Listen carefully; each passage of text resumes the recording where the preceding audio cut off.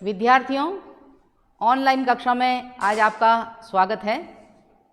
आज तृतीय वर्ष के विद्यार्थियों के साथ में रूबरू होंगे।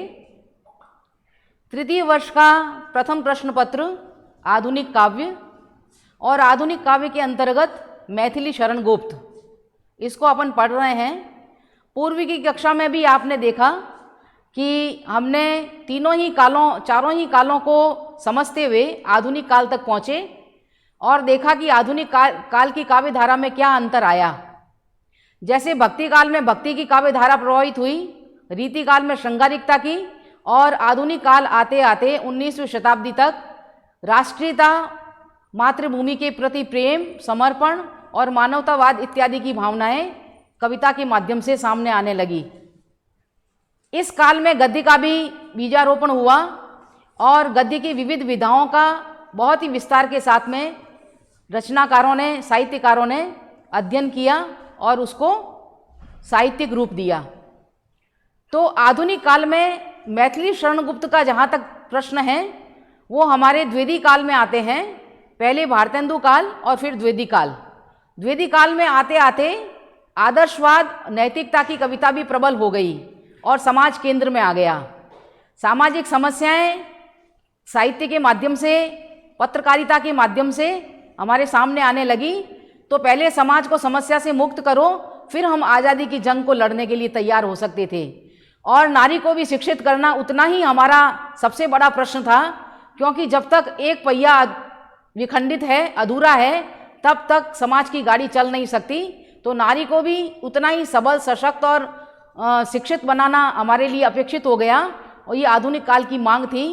तो मैथिली शरण गुप्त ने इस मांग को देखा और उन्होंने अतीत के पात्रों को, जो इतिहास के पात्र थे, उपेक्षित पात्र थे, जो पूरी तरह से जिनका चरित्र प्रकाशमान नहीं हो पाया था, उन पात्रों को उठाया और आधुनिकता की मांग के अनुकूल उन्होंने नारी को स्वाभिमानी, आत्मविश्वासी, शिक्षित, सबल, सशक्त रूप में हमारे सामने उद्घाटित करके रख दिया।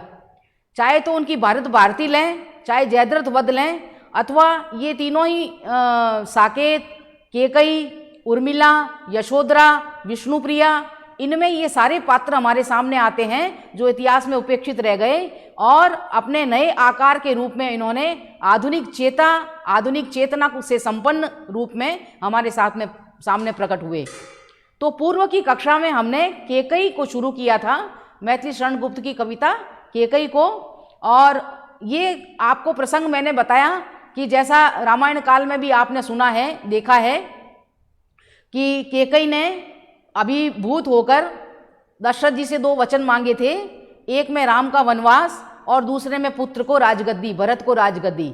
ये दोनों ही वचन उन्होंने अटल पक्के वचन के पक्के थे। दशरथ जी प्राण जाए पर वचन न जाई वाली चेतना से अभिप्रेरित थे, इसलिए उन्होंने दोनों ही वचन पूरे किए।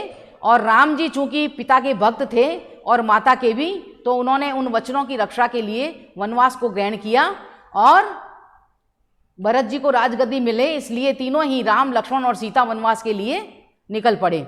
ये रामायण का प्रसंग है। इस प्रसंग को मैथिली शरण गुप्त ने उठाया और केकई कविता में इस प्रसंग को इस रूप में देते हुए केकई को पश्चाताप करते हुए भी बताया है और अनुताप करते हुए भी बताया है, और साथ में अपने दंड को स्वीकार करते हुए राम को भरत को दोष से मुक्त करना चाहती है।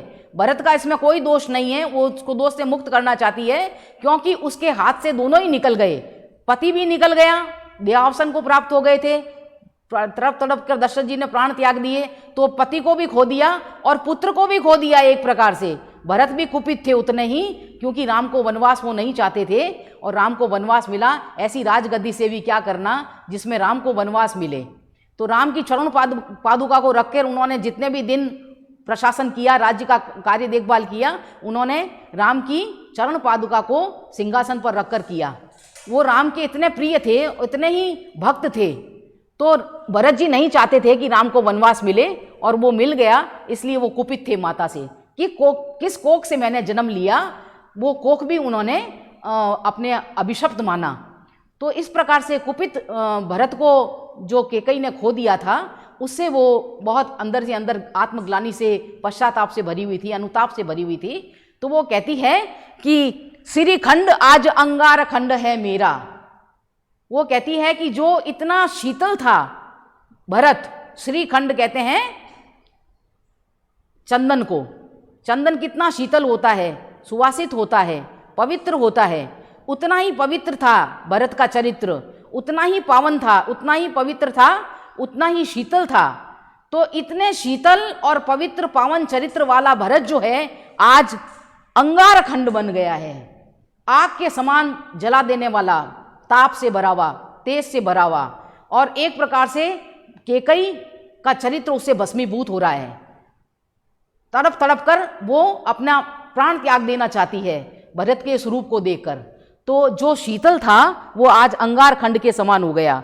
तो इससे बढ़कर कौन दंड है मेरा, केकई कहती इससे बढ़कर और क्या मेरे लिए दंड का आधार हो सकता है। इससे बड़ा दंड जो प्रकृति ने दे दिया एक रूप से उसको, और पुत्र के रूप में मिल गया, पति के रूप में मिल गया, तो इससे बड़ा दंड और कोई हो नहीं सकता। पटके मैंने पद पानी मोह के नद में, वो कहती है मैं ही स्वार्थ से वशीभूत हो गई थी, मोह की नदी में मैंने ही अवगान किया, पद और पानी, पांव और हाथ मैंने ही मारे थे।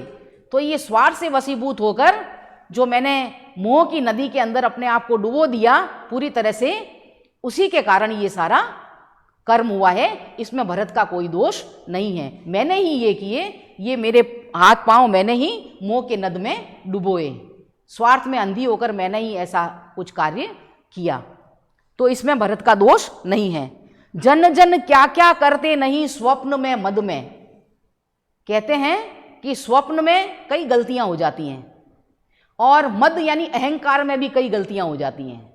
तो जन क्या क्या नहीं करता है स्वप्न में मद में। मैं भी ऐश्वर्य के स्वप्नों के अंदर खोई हुई थी, ऐश्वर्य के मोह के अंदर। राज महिषी थी ना, तो राज महिषी थी तो उसका ऐश्वर्य का बड़ा घमंड था, अहंकार था, उस मद के अंदर भरी हुई थी। कहते हैं कि स्वप्न में और मद में कई इंसान कई गलतियां कर देता है। मैंने भी वो गलती कर दी, वो पश्चाताप कर रही है उस गलती का, मान रही है, अपने गलती को स्वीकार कर रही है। आधुनिक चेता नारी है, गलती को स्वीकार भी कर रही है और प्रश्न भी उठा रही है, प्रश्न उठाकर उस सवाल के जवाब भी चाहती है। आधुनिक चेतना वाली नारी अपने, वो चुप नहीं है। अब रामायण काल में जो चुप हो गई थी वो अब चुप नहीं है, वो खुलकर बोल रही है, खुलकर अपने प्रश्नों को रख रही है, उसके जवाब भी वो समाज से चाहती है।